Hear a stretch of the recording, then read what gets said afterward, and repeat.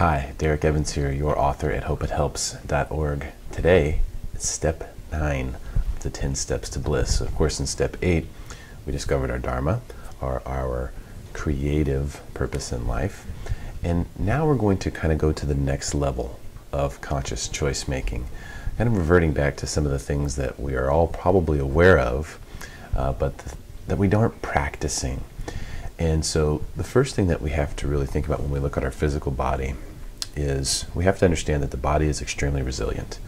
In other words, it's not going to give you necessarily immediate feedback based on what it needs. Now sometimes it does. If you eat something really bad or you overeat, or let's say you have too much sweets, and then you may have to, that may have to come back up. But if it's the case that you are doing things like smoking or drinking alcohol on a regular basis or doing drugs or eating too much, the body is extremely resilient and can actually handle a lot of that stuff. And so we begin to think that our body is invincible. But what we have to remember is that, of course, our physical body being in good health isn't obvious, isn't it? I mean, isn't that the old saying, well, at least you have your health? If something really bad happens to you, isn't that what people are supposed to say, at least you have your health? Well, I hope you have that. Because if that's the last thing that we're supposed to be able to be in control of, if that's the last good thing, the most important thing that we're supposed to be able to have no matter what else happens in life, then we got to make sure that we have it. So today, and kind of going to the next level on this, the first thing we have to understand is that the body really relies on the mind. It really does, and they are not two different things. The body and mind are the same thing.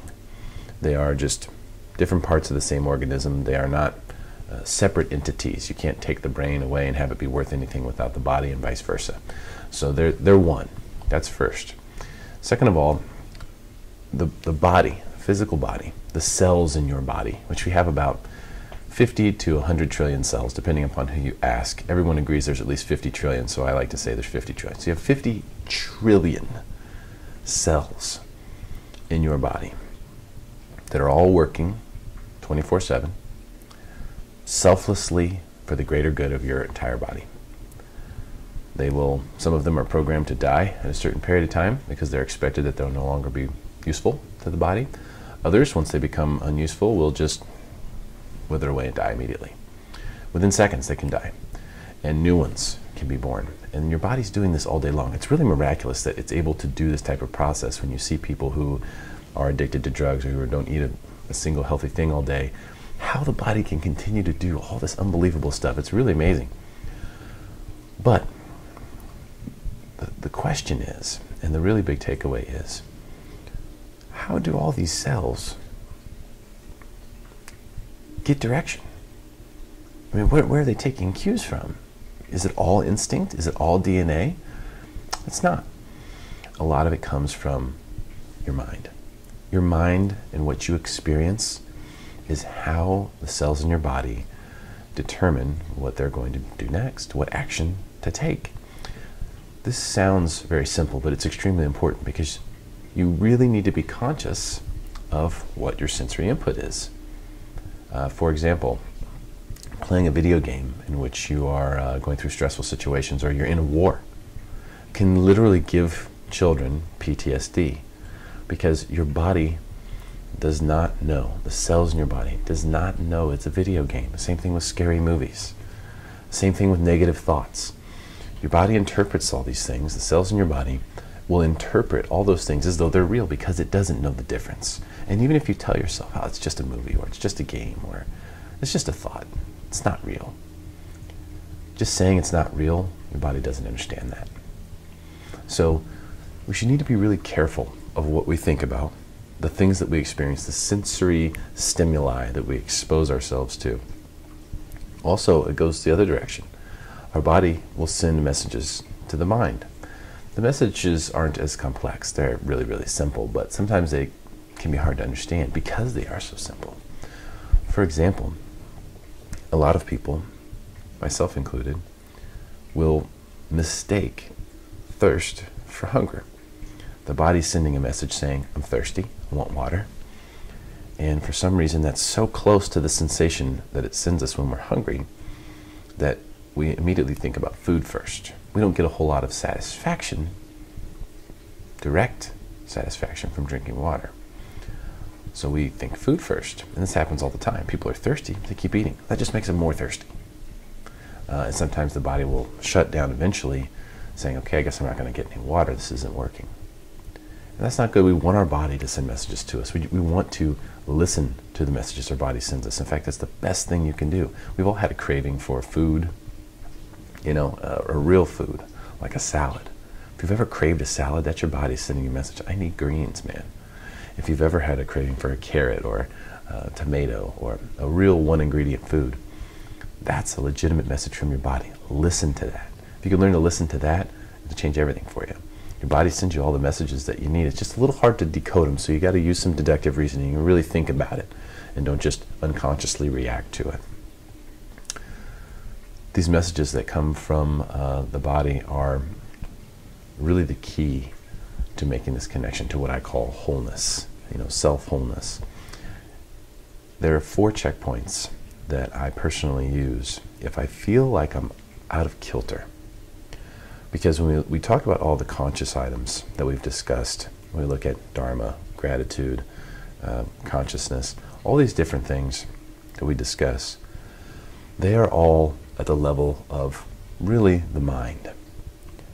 When we bring the whole body into the equation, this kind of becomes the most important thing. In other words, you could be meditating every day, or you could be in a good place, things could be going well for you, but you just don't feel right.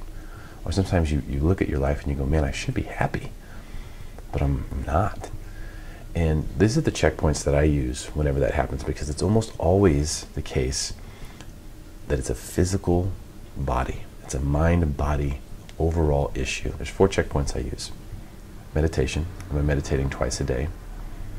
If I'm not meditating twice a day, then I go and meditate twice a day. If I'm just doing once a day, or I'm skipping days, then I'm outside of my practice now. And of course I'm not going to feel as good as I do when I'm in my practice, so get back on track there. Exercise.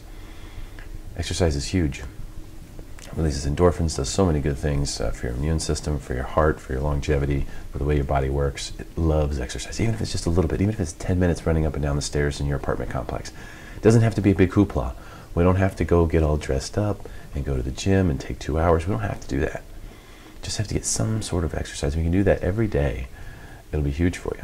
Even if you want to spin and go do the 2-hour gym deals, 3 times a week, that's great. But every day, get 10, 15 minutes of exercise. Get a little sweat on. And if I'm not doing that, then I do it.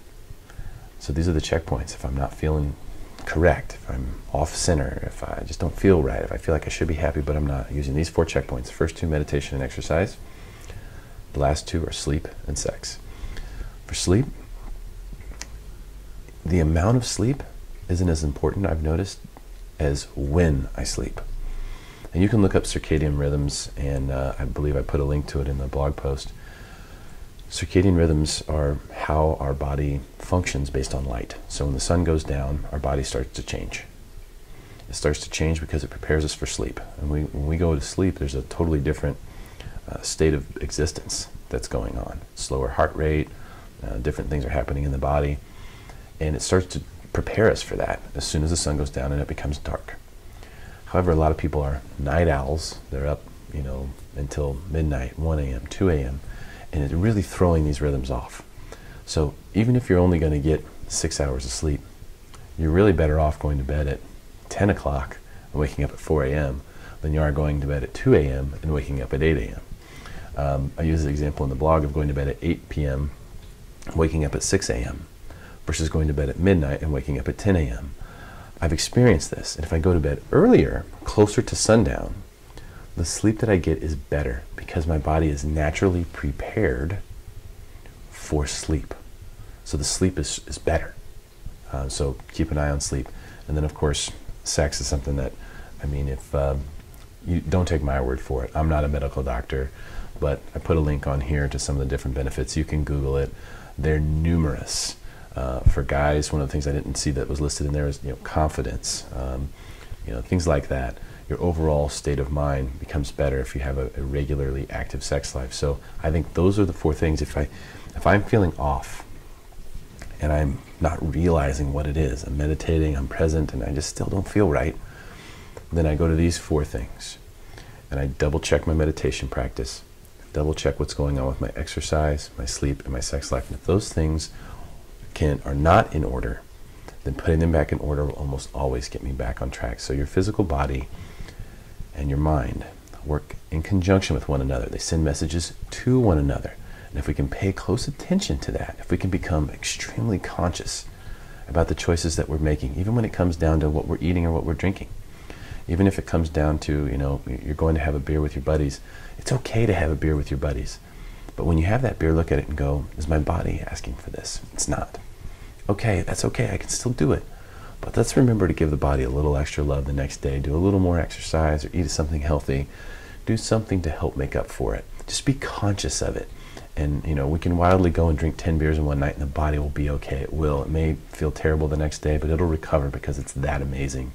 But we don't have to look at it that way. We can be more conscious, and that's really the point of step 9, is to be more conscious about your physical body, your mind body, and ultimately how these things affect your overall well-being. So use those 4 checkpoints.